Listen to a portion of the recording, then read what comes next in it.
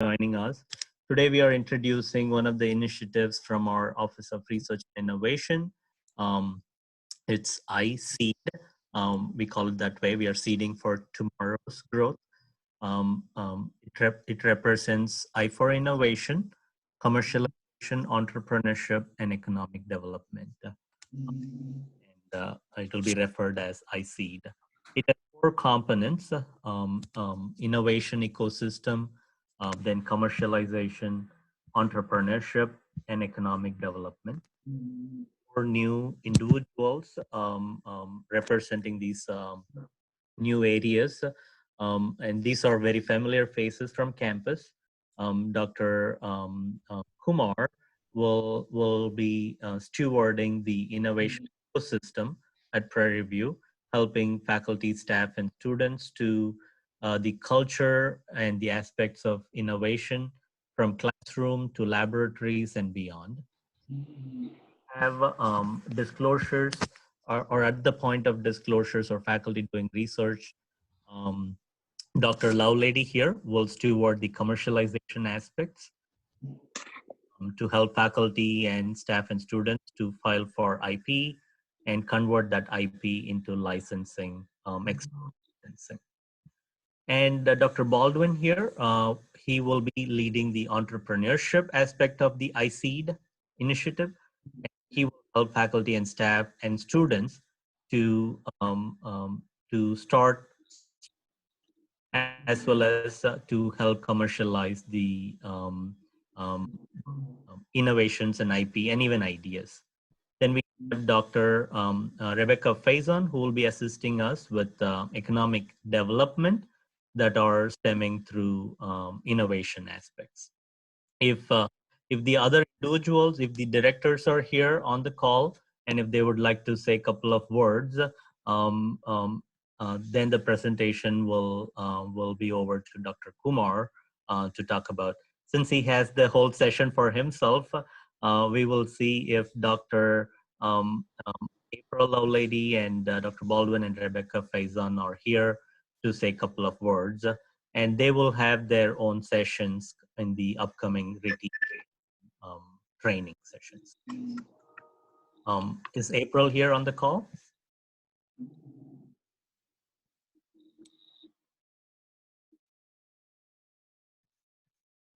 Oh, if not, is Dr. Baldwin here on the call? Yes. Good afternoon, everyone. Well, I'd just like to introduce myself. I'm the Director of the Innovation and Entrepreneurship. Basically, my main focus will be to assist students, faculty, and staff to elevate their ideals in entrepreneurial activities. So that will be my primary focus on the students, faculty, and the staff there. Wonderful. Thank you, Rick. Dr. Faison here as well? Yes, I am here. Hello, everyone. My goal here as the Director for Innovation and Economic Development is to make sure that as Prairie View begins to commercialize its research and produce marketable products and services, that the economic impact is received by our sister communities, Waller County, and the greater Houston area. Thank you, ma'am. So I have the pleasure of introducing Dr. Kumar, the Director for Innovation and Innovation Ecosystem. So with this, I'm going to have the presentation over to Karen to facilitate for Dr. Kumar.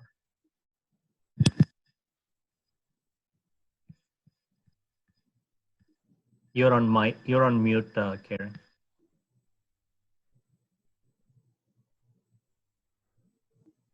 Okay, thank you for that. Thank you, Dr. Rajan, and thank you to Dr. Faison and Dr. Baldwin.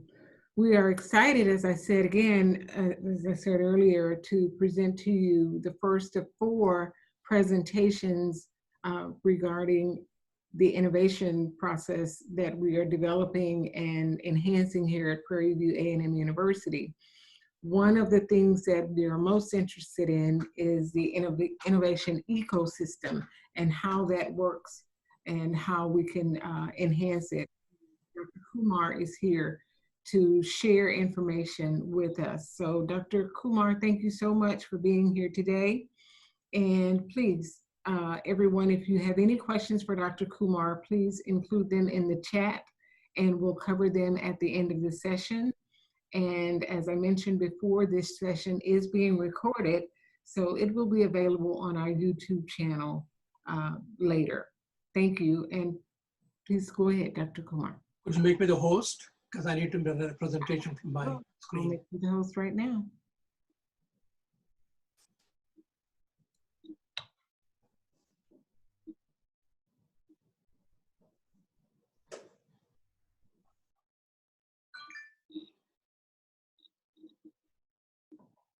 Go ahead, Dr. Kumar. Okay. Can you all see it? Yes, we can. Okay. So good afternoon. Basically, the innovation ecosystem, what I'd like to do today is to, as an introduction, I would like to kind of look at both the innovation and the ecosystem. There are no unique definitions of this. I like to kind of concretize those ideas first. So what I plan to do today is to concretize the concepts of innovation and ecosystem. I'll discuss the examples of innovation, a few successes and failures. I will show you several brand new innovations and ask to explore their disruptive capability. It's a training session, so we are going to use those examples to work at what we can do with those examples. I'll identify the necessary elements of an innovation ecosystem. In a future presentation, I'll discuss a lot more detail on the various innovation ecosystems in US, Europe, and elsewhere, so we can learn from other people's successes and failures. And the realization is that there's no unique approach to building an innovation ecosystem. We have to build our own on our strengths and community support and a strong enhanced education system. As I said, there's no unique definition of innovation. And this is an example of 15 industry experts who give 15 different definitions of innovation. You can look at that. I'll make this presentation available, and so you can see the links for each of the slides. You can look at the more details. But of these 15 experts' definitions, you can see 60% talking about having an idea, 60% talking about executing an idea, 40% talking about a real challenge, 40% value. So there are multiple approaches to how people define innovation. To me, this definition, okay, what's going on? Something went wrong? Okay. So this definition seems to be an all-encompassing definition for me. Innovation is executing an idea which addresses a specific challenge and achieves the value for both the company and the customer. So the keywords are, it has to address a specific challenge, a need in the market, but it also achieves value for company and a customer. Unfortunately, this definition is kind of backward definition in the sense that you never know which innovation is actually going to create a value till it actually created a value, which is usually many, many, many years later, okay? So basically the challenge has always been and will always be to recognize the disruptive quality of a new idea at its inception, okay? So I'm going to give you some examples of innovations that we all know so far. Netflix, for example, something we all know. It started off as a business model. It wasn't trying to unseat anybody. It was trying to get into some of the DVD owners. Basically, it's a very, very small group of people.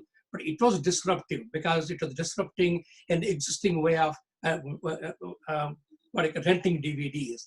Netflix didn't go after Blockbuster to start with, okay? It was just a niche group that they started off to start with. But then as they realized, they moved up market, and they capitalized all the advantages and so on. And eventually, about 2 decades of Netflix launch, basically, they took over the streaming on the internet and on the website. Now, of course, in addition to Amazon and Google and Apple, Disney has opened up their own streaming, for example. What's interesting is, we'll discuss this later, what's interesting is Netflix actually offered themselves for about, I forgot, $50 million to Blockbusters, but they refused the offer. Another one is Apple iPhone. The iPhone is widely accepted as a disruptor, but it did not disrupt the smartphone market itself, because before Apple iPhone, we had Samsung and BlackBerry and so on. Okay, so this actually would have been a situation where it was disrupting an innovation in a same existing space. So according to Christensen, who is a famous person for innovation and disruption, he actually predicted the iPhone would be a flop because it was, for him, it was not a disruptor. Okay, and it also disrupted the laptop market, because with the iPhone now, you really can do away with a laptop to a large extent. Okay, so this changed the way people access the web and created a lot of new applications. Now, this probably is the most disruptive technology of all time, because it impacted every walk of our life. Okay, started in 1947. There's not a single thing you think about that it has not impacted. But even AT&T did not realize the importance of it for the first 10 years after the invention was, came in from AT&T to start with. Okay, so you can see how the microprocessors trend. It started, for example, around 1970 or so with about 1,000 transistors, to about today, about almost 1 billion transistors. It is truly an exponential disruption. This gives you an example of how the last 70 years for a transistor, how many walks of life it disrupted. But again, it's an example where people did not think it was going to be any disruption at all, any new technology at all. Even more disruptions. Micro steel mills, for example. Micro mills disrupted large-scale integrated steel mills. Okay, Toyota unseated GM. Kia, the Korean company, unseated Toyota. Okay, Uber disrupted the taxi market. Now people are talking about Uber Air, for example. So the question is, will Uber Air disrupted airline market? Okay, Airbnb disrupted the hotel business, for instance. So there are a lot of things that are happening. And one thing interesting about these examples is they are all called what are called platform businesses. They are not the single line, business. There are platform businesses. We'll talk about that later. Okay. Now each innovation is different. Netflix, for example, started as an alternate route into a small market. iPhone addressed the same space as all the other smartphones. Okay. The transistor was not even considered a disruptor. It was a niche device, for example, okay? And also, as Christensen points out, for example, it turned out that he did not think, for instance, that the transistor was a big deal at that time, because he thought all the innovation has to come from a small company at a cost effectiveness. Transistor did not come from a small company. It came from a giant, AT&T Bell Labs. And the cost effectiveness was not there. The transistor to vacuum tube ratio was about $25 to 1. If I walked into Shark Tank today with that price evaluation, they would have thrown me out. Okay. And micro mills, for example, were not seen as a disruptor for steel mills. In fact, the large-scale steel mills saw the micro mills as value added. They actually increased their profits when the micro mills came in, but they didn't realize in the long run they were going to be totally unseated. Same thing with Dell and Asus Tech, for example. Okay, and so a few other examples which did not respond to disruption. Travel booking on the web. Till about 15 years ago or 10 years ago, I used to travel a lot, and I used to have a favorite travel agency. Now you go on the website for that. MySpace started very well, but they didn't realize they're only connecting on one level. So they basically ceded to Facebook. Kodak is an excellent example where they developed the digital technology to start with, but they did not see the turn it was taking from film into internet.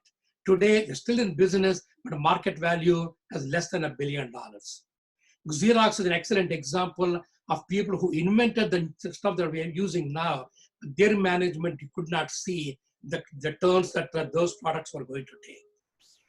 So now, what's wrong with these people? They're all very, very smart people.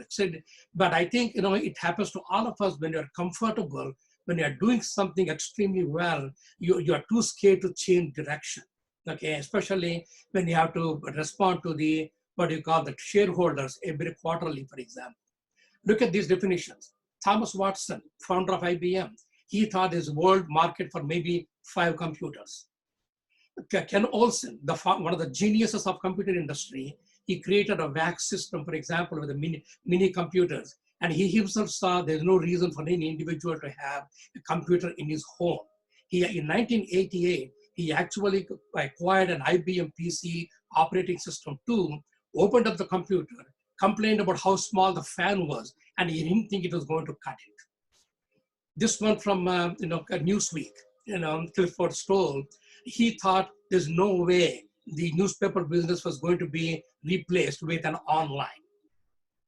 And finally, Netflix, for example, Blockbuster CEO thought Netflix isn't even on the radar screen in terms of competition. In 2010, Blockbuster got bankrupt. So all these situations basically point to us that it's very difficult to see the new disruptive technology, how it is going to disrupt the technology. We don't see that usually, but we can learn from history and see if we can do a better job today. Okay, so the lesson is you never know the disruptive feature of a technology at its inception.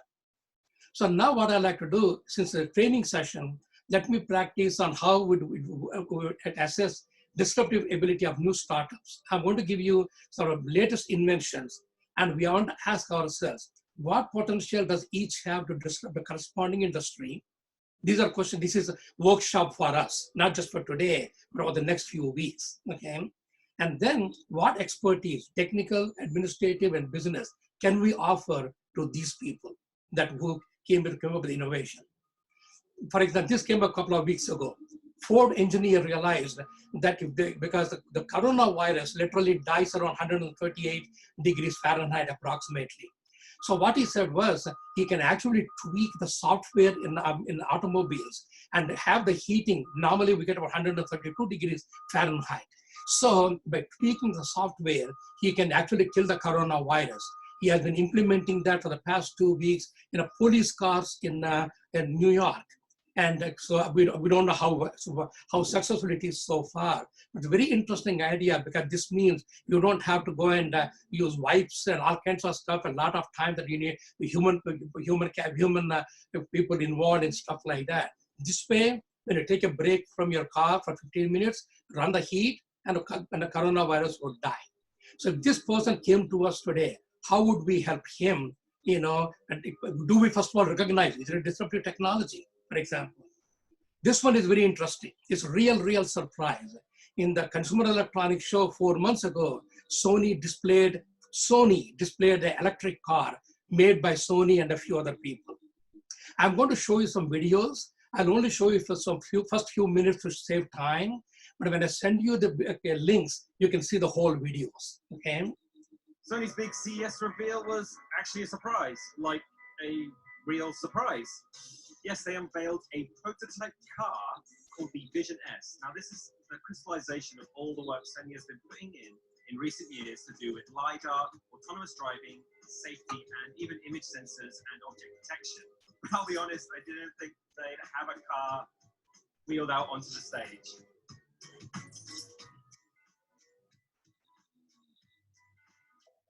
Yes, it does look a little like a Tesla, but that's good. It doesn't look like an extreme concept car that will never see reality. And the interior of the car is unashamedly Sony. The interior, from what I can see, has a very strong hypo aesthetic. It's all creams and grays. It's all very subtle and understated. So exactly how autonomous is this prototype? Well, it didn't drive itself on stage. There was a driver behind the wheel as it was revealed. According to Sony's spokespeople, it's currently level 2 autonomous, at least for now. Sony's press conference has just finished, so we're still trying to wrestle with all the specifications and the things we do know. I do know that there's 33 different types of sensors. That includes LiDAR, that includes camera sensors that Sony's made themselves, and they create what Sony is calling an oval system that both protects inside and outside. It's an electric car with two 200 kilowatt engines, one on the front, one on the rear.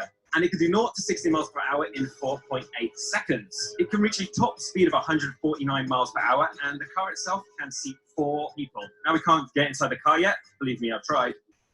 Now, what is surprising, obviously, Sony, you don't expect Sony to get into the car industry.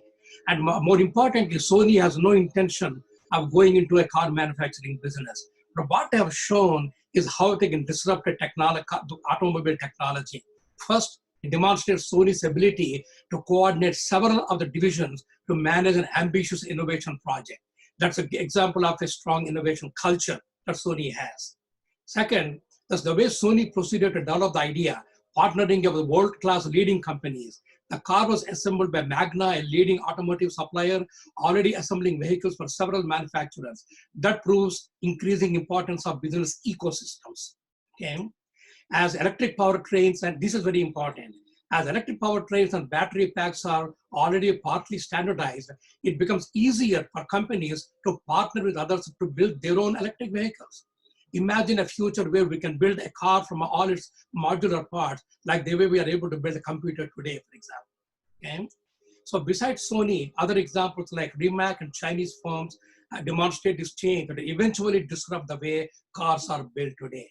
This is another example of a platform business where multiple people come in, so no one really owns the whole car, so to speak, but multiple people own parts of the car. This came out about like a few days ago. It came from California Institute of Technology, a skin patch, basically that it is powered by the human sweat, and it actually reports on vital signs such as heart rate, body temperature, metallic byproducts that are indicators of health. Okay, just came out a week ago, and I'm going to send you the link. You can see how the various sensors are incorporated into a very thin plastic patch. And what's interesting is it is powered by human sweat, so you don't need any extra batteries or anything like that at all.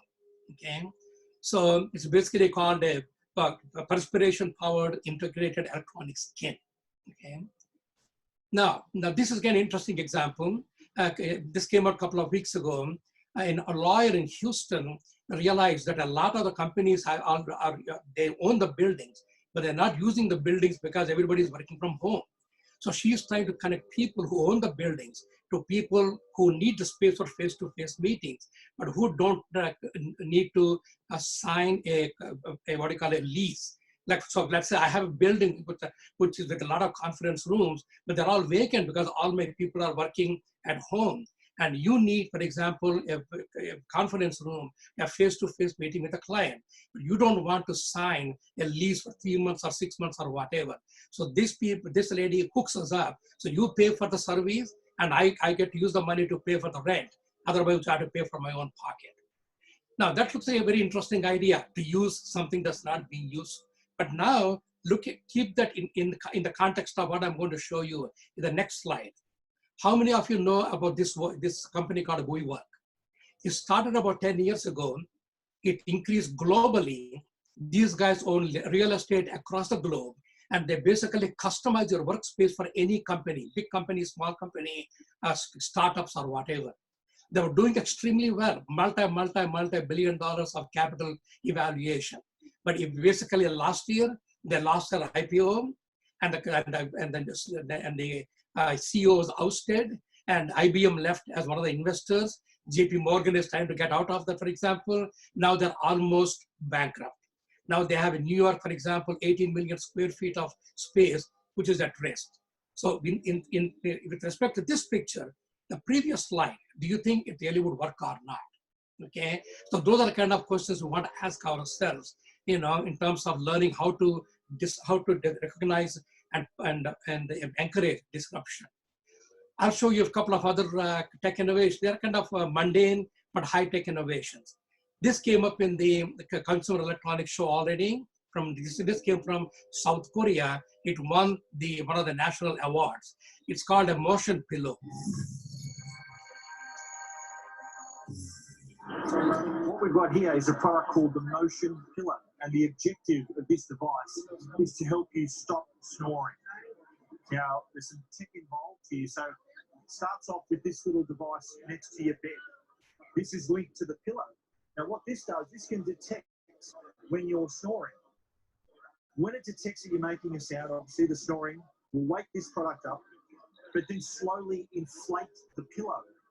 What that does is then force your head to move and thereby stop you snoring. So you're probably going to roll over when the pillow is inflated. rather than waiting for an elbow from your wife or your husband, this is what you're going to feel. Yeah. So that's kind of interesting. Okay. Now look at the next one, for example. This is self-lacing sneakers. What's up, guys? We're here today to take a look at the Nike Adapt 2.0 self-lacing basketball shoe. This is going to be the second version that Nike's brought out. Last year, obviously, we had the 1.0. The new model is going to boast some really cool improvements, including a zoom unit in the forefront of the shoe, as well as an easier collar to slip in and out. The shoe is going to be available on the Sneakers app February 16th, All-Star Weekend. If you guys want to take a sneak peek of them beforehand, come see us at Capital BST. Right now it's $400. And the question is, you can ask yourself, how lazy can we get that we need self-lacing sneakers? However, for people with disabilities who cannot bend or back operation or something, that might be a boon, for example. Again, how would we advise these people to pursue if they came to us for help? Look at this one. This is a Ovis suitcase, costs about $800. See what it does.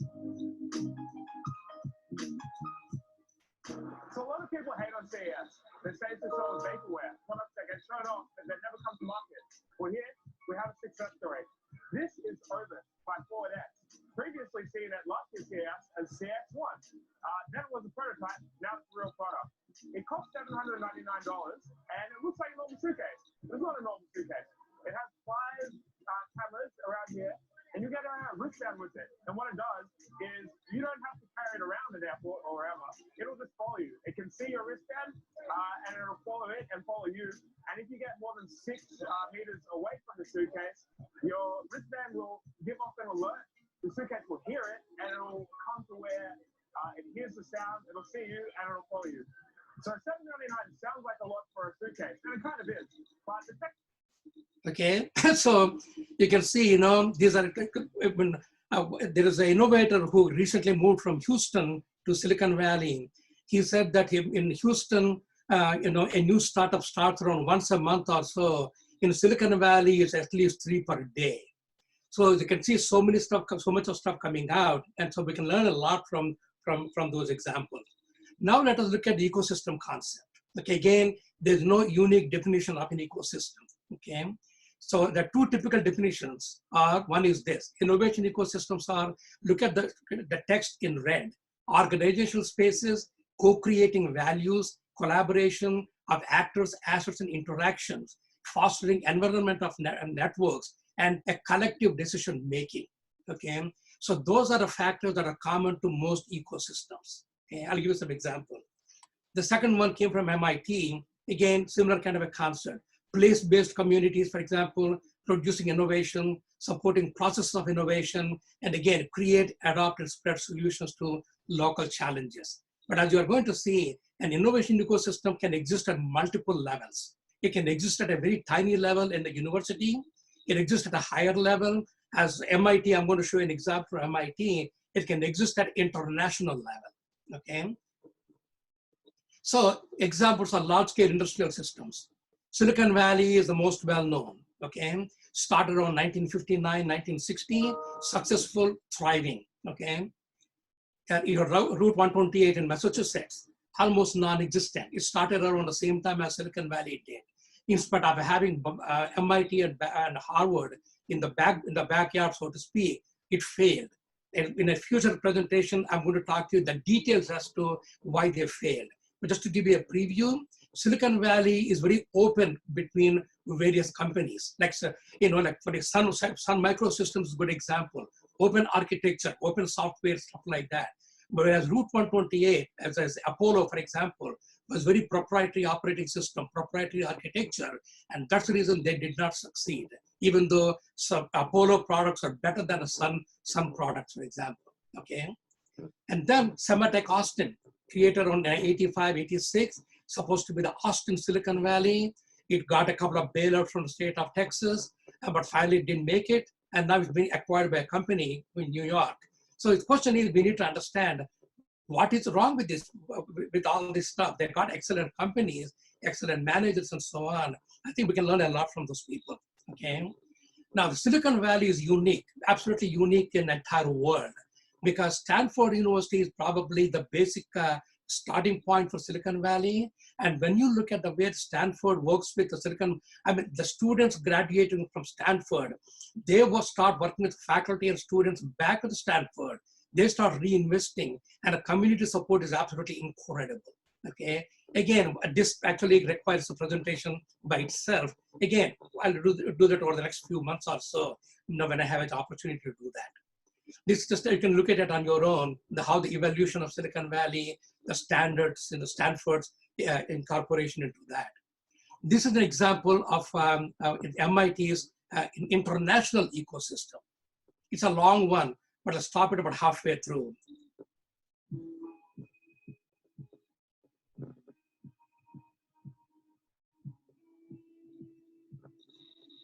At Dalhousie University, we see it as part of our role to be more of a catalyst for the social and economic development of our region. So that includes entrepreneurship, that includes fostering a more innovative economy. And as our team looked around for programs that could help us think about that, help us assess what we're already doing, help us think about new ways that we could move forward, they identified MIT RITI as a great initiative that members of our community could come and take part.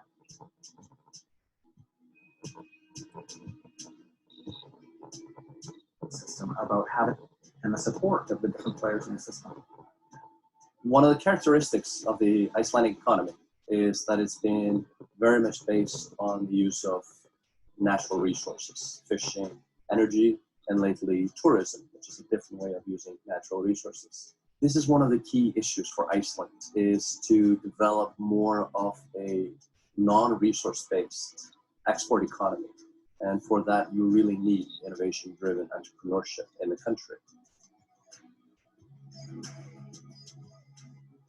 Finding an opportunity to take the whole country into a program where we could identify weaknesses, develop mitigating actions, and develop a plan for how we can do things better in the future. That seemed like a golden opportunity. I've been working in the ecosystem, in the Lima ecosystem, for around 10 years, and we were lacking this strategy. There's been always like separate programs, people doing stuff on their own, but there wasn't a strategy, a common strategy. RIT will help us have a common language, have a strategy, and push that. So did you catch some of the ideas? Let me kind of jot down some of them. Be a catalyst for social and economic development of our region. That's one of the characteristics of an ecosystem. No one individual or institution is responsible for our advance on the entrepreneurship on their own. It's really rebuilding an ecosystem, having the right pieces and making sure the connections are there. The biggest challenge is understanding the complexity and getting the coordination and the support of the different players of the ecosystem. Iceland, this is a good example they were talking about. Iceland economy is based on resources, their own resources. But creating an innovation in a non-resource based export economy, that's a challenge for all of us.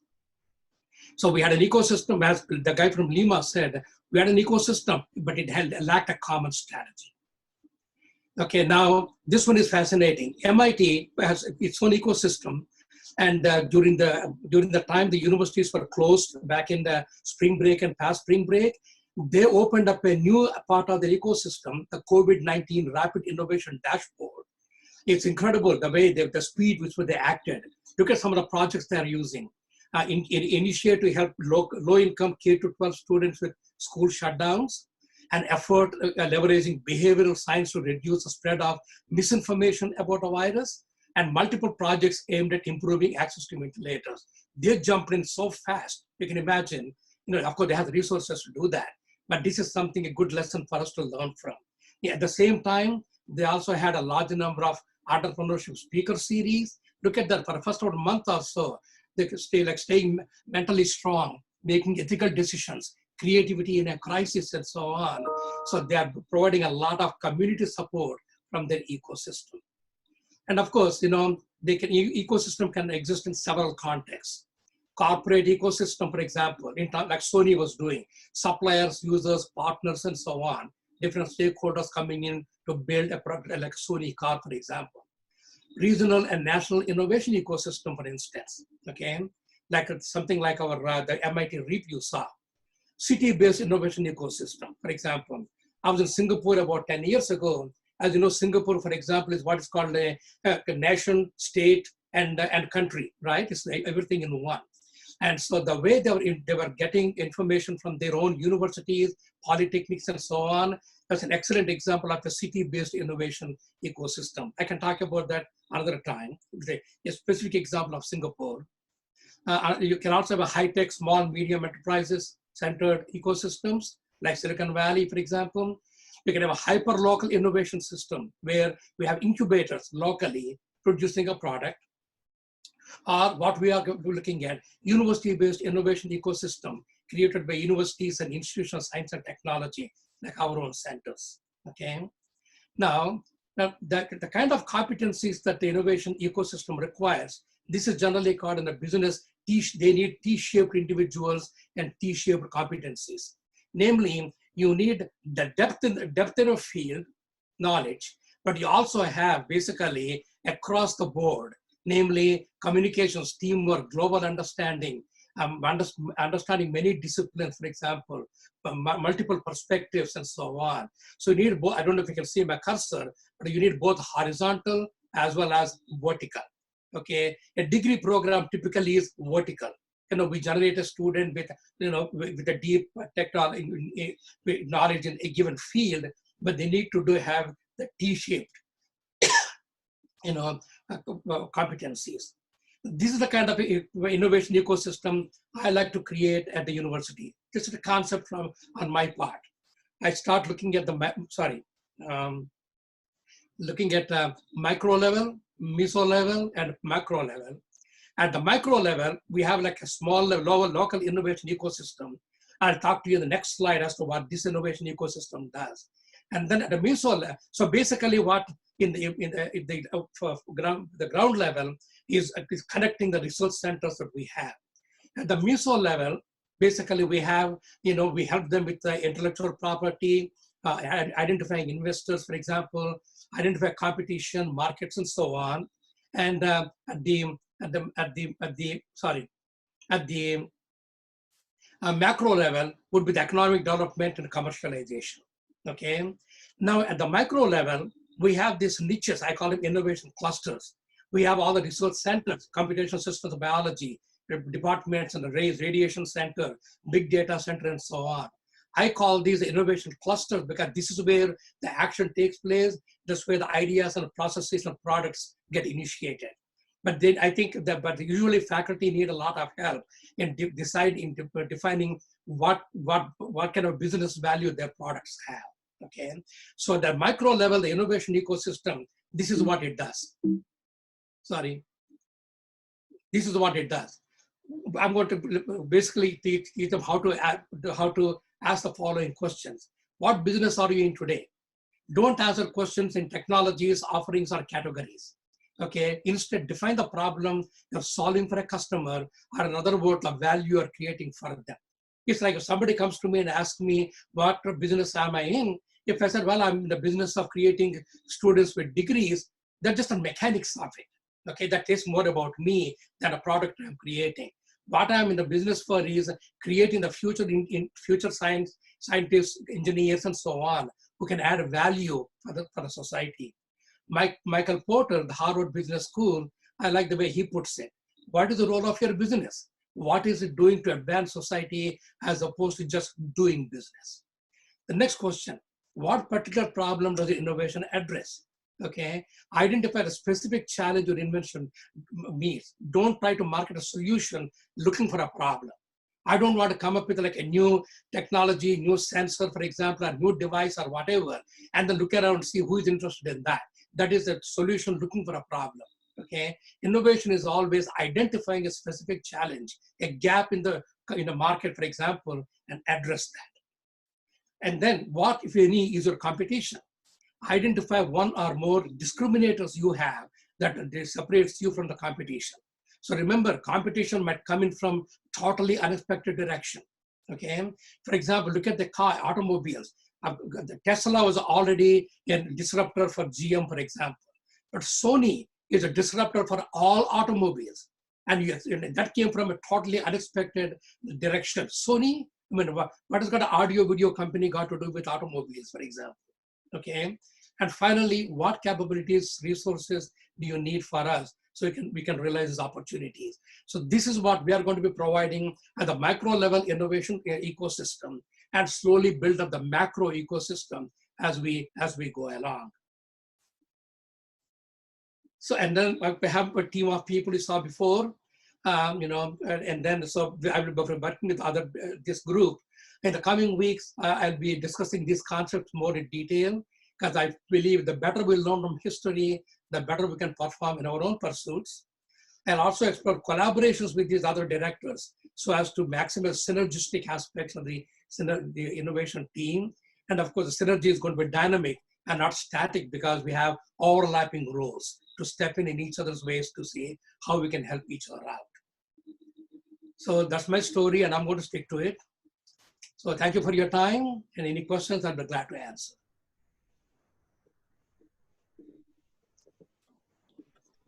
Thank you so much, Dr. Kumar. Dr. Rajan would ask that you share your thoughts on what it would take to infuse the culture of innovation and the necessary ecosystem that supports that for faculty and student innovation at Prairie View. I'll begin basically presentations like this, but a lot more detail with the faculty and the researchers.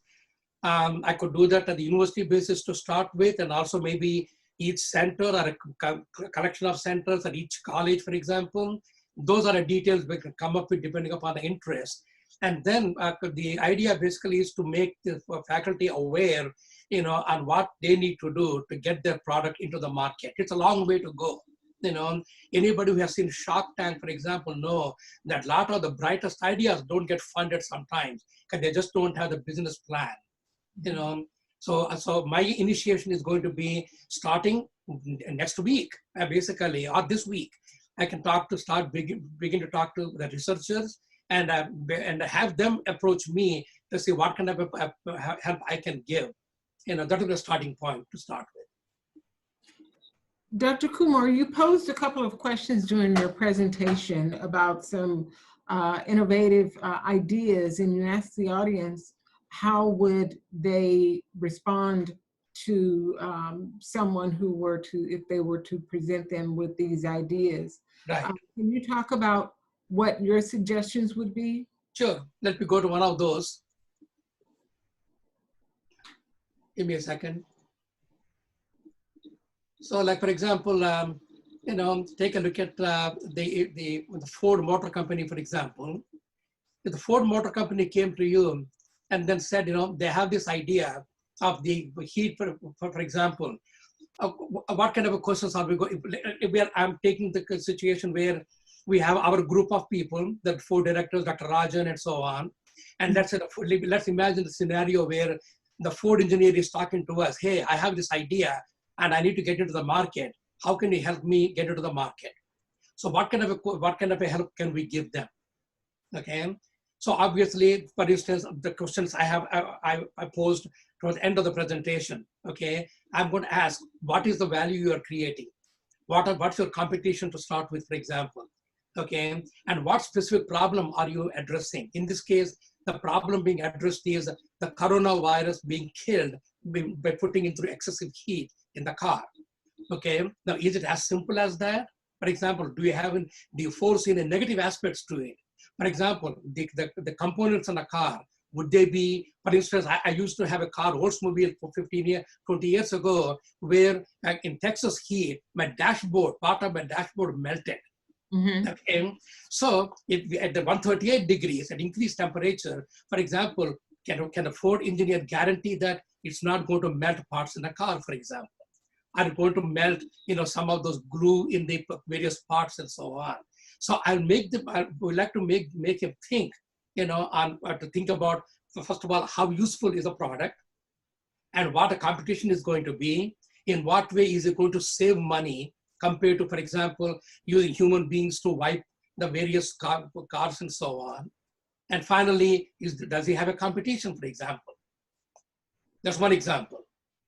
Okay, and here's another question for you, Dr. Kumar. But before you do that, let me ask, one of the other people, how would they approach? Are there any questions? I'm sure I missed a lot of questions, but let's see how they would like to ask questions. If I came to them with this idea, for example, what kind of questions would they ask me?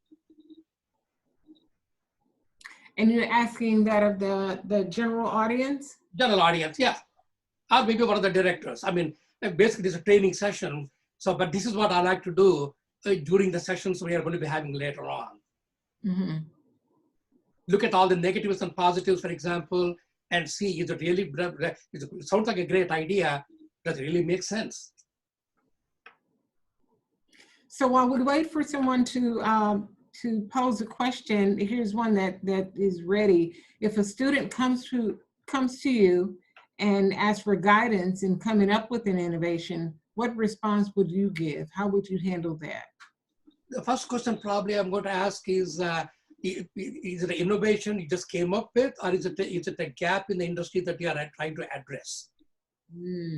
Okay, like for example, let's say a student comes to me and says, you know, he or she has let's say she has an excellent idea of a new alarm system which can wake people up, which doesn't cost a lot of money. No, it could be an innovation, because a new alarm clock is always a nice thing to have.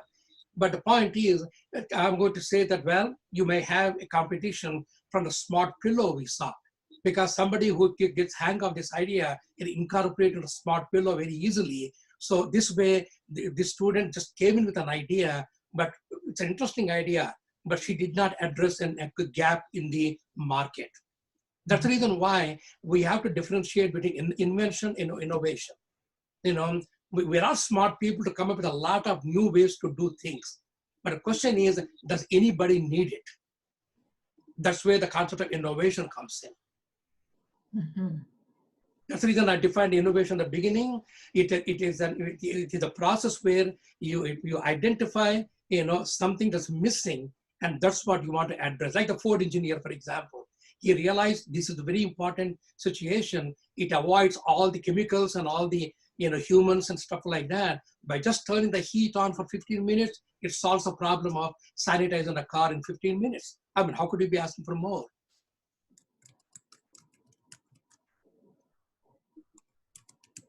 Okay, any other questions?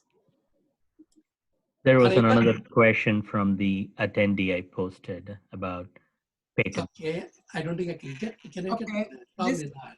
One of the attendees, wouldn't an interdepartmental / college team, volunteer team of researchers putting out a patent watch of those patents, which of those patents, I guess, that are recently published along with research themes at PVAMU could be a useful tool for our innovation ecosystem here? So what's the question? So the question is, wouldn't an interdepartmental or college team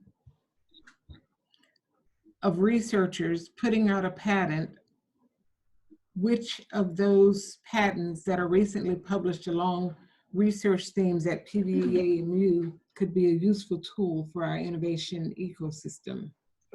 Not quite sure I understand the question, in the sense that there should be, they need to first of all look at database of innovations to start with. The database of patents, I mean, that takes quite a bit of time, but they can go to the database of inventory. Actually, there's a very good inventory available. They have to look at that first,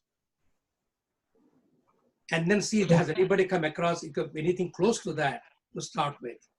I think Marilyn has a point, right? Marilyn, you have a question? You have a yes. So on that idea, the idea was to have a team of voluntary scientists, engineers across campus, across departments and colleges work on a volunteer team and put out a monthly report on relevant patents along the research themes that are happening at Prairie View.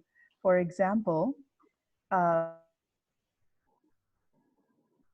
years ago when I was at Schlumberger for 2 years, I worked on a volunteer patent patent watch, we were watching patents along business units that were relevant to the company. And every month we put out the most recently published patents along those business units. So people working in those areas, engineering teams, research teams, always had a rough idea of what was constantly being put out to ensure that what they're currently working on was relevant. So in the university sense, I was wondering, do you think it would be useful to have a volunteer team with a database? They have different types of databases where we would put out a small monthly report. For example, you know I'm into nano, but putting out information about green chemistry, nanotechnology, environmental remediation, all of the different, Madeline, I think it would be useful? I think great idea. We can actually have an internal database of patents, as they are acquired or they're applied. For example, that way there are people, other people, for example, if I did not know what you are working on, when I see the publication, I could reach out and say, hey, I have a new area to work with you. Would you like doing that? Absolutely, yeah. And also, like, not just what we're doing, but also what's been done. Sure. As a quick database report, just so everyone has a little snapshot of what's relevant in their respective research field at Prairie View. As Office of Research Innovation, Dr. Rajan to decide that, but we can create like a shareable database of what's going on in each area. So yeah, absolutely, that'll be a great idea. So for the interest of time, as we are wrapping up, I want to thank Dr. Kumar for the presentation. And of course, Karen will wrap the training session today. I just wanted to thank all the presenters here. This innovation ecosystem is a partnership based approach, and Dr. Kumar will be successful only if we have a lot of participation and partnerships with colleges and departments. So please spread the message. We have someone to help and assist growing and nurturing the innovation ecosystem in your own departments, in your own ways, in your colleges. So that is the only way we can all come together and help faculty and students in our campus. So I look forward to the upcoming weeks of RITI sessions that will be very focused on how to commercialize your innovations and how to start your own company and so on. So stay tuned for that. And I just want to thank again for attending, and over to you, Karen. Okay, yes, we've got an exciting time coming up with our RITI sessions. Not only are we going to hear from the remaining innovation directors, but we are having special RITI sessions beginning on Wednesday, June 17th, where we'll have a special RITI session where we'll introduce the Office of Research Advancement. So we're excited about that. Research Advancement, or ORA, they are the team that can help you to develop your proposal and help you to package it so that it has a greater chance of being funded. So you don't want to miss that. If you're interested in getting funding, you want to know who the ORA team are. So that'll be on September 17th, and it'll be from 3 to 4 p.m. And then they will follow that by having a series called Swing, Summer Workshops in Grant Writing. So traditionally, we've had our week-long sessions where we do grant writing, but this year we're doing something different. We're going to do it virtually, and we'll do it under the RITI banner, and we will be just as effective as we walk through the grant writing process, and there'll be an opportunity for you to jump in at whatever level you're at. So for Wednesday, June 17th, we'll introduce you to ORA so that you can know who they are. And then that'll be followed by the swing sessions. So thank you so much for your time. Thank you again, Dr. Kumar, Dr. Faison, Dr. Baldwin, Dr. Lovelady, and Dr. Faison.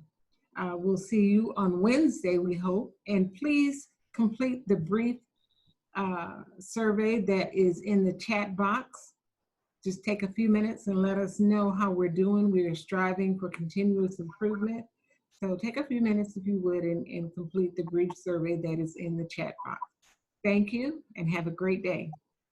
Look, quick question before you go: has the announcement for Wednesday already come out, or is it going to be an invitation for Wednesday already come out, or is it going to? The announcement for Wednesday, I think it is already out, but okay. You'll receive it again. You'll receive it again. Okay, so if I receive this invitation, I'm on the list to receive the next one, correct? That is correct. Okay, got it. Okay. Are you listed as faculty? Yes. Okay. I'm faculty. I'm faculty. Okay, you'll receive it. Yes, thank you very much. All right. Thank you.